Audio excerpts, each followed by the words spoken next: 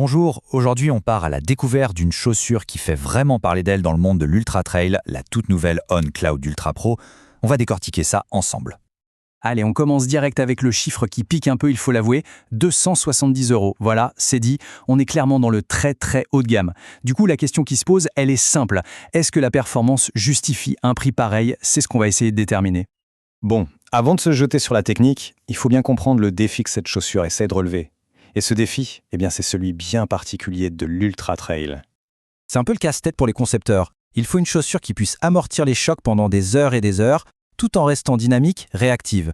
C'est exactement la promesse de la Cloud Ultra Pro, pensée de A à Z pour ces distances qui n'en finissent plus.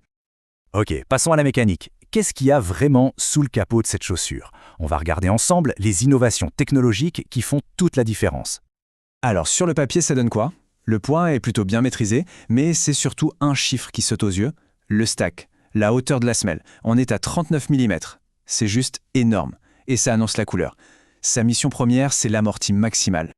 Et ce qui est vraiment malin ici, c'est cette mousse Elion HF à double densité. Faut imaginer ça comme un sandwich. Il y a une couche supérieure, toute souple pour le confort immédiat, et une couche inférieure, plus ferme, pour garantir la stabilité et le soutien. C'est cet équilibre qui est la clé sur les très longues distances. Alors que beaucoup de super chaussures misent tout sur des plaques en carbone super rigides, on a fait un choix différent. Une plaque en nylon et fibre de verre. L'idée? Avoir une vraie propulsion, un coup de pouce vers l'avant, mais sans la rigidité extrême du carbone. Résultat, c'est plus adaptable au terrain qui change tout le temps et c'est aussi moins traumatisant pour le pied sur la durée. La fiche technique, c'est bien beau, mais la seule vérité, c'est celle du terrain. Alors comment tout ça se comporte en conditions réelles? Quelles sont les sensations? Honnêtement, la première chose qui frappe, c'est le confort. L'amorti est juste phénoménal. On ajoute à ça la géométrie en bascule, qu'on appelle le rocker, et la foulée devient hyper fluide, ce qui permet d'économiser pas mal d'énergie. Et le plus fou, malgré tout ce confort, elle n'est pas du tout molle. Elle reste dynamique, elle renvoie de l'énergie à chaque appui. Et là, on touche à ce qui est sans doute le plus réussi. Avec une semelle aussi haute, on pourrait s'attendre à une chaussure un peu instable, un peu perchée. Mais en fait, pas du tout. La Cloud Ultra Pro reste incroyablement stable, précise, même quand le sentier devient technique. C'est un avantage énorme pour garder confiance, surtout quand la fatigue commence à pointer le bout de son nez. Parlons de l'adhérence. La semelle extérieure, avec sa technologie Mission Grip, est vraiment excellente sur les terrains secs et rocailleux. Par contre, soyons clairs, elle monte ses limites dès que ça devient humide ou carrément boueux. C'est un peu le compromis à faire pour une chaussure qui favorise avant tout la performance sur terrain compact.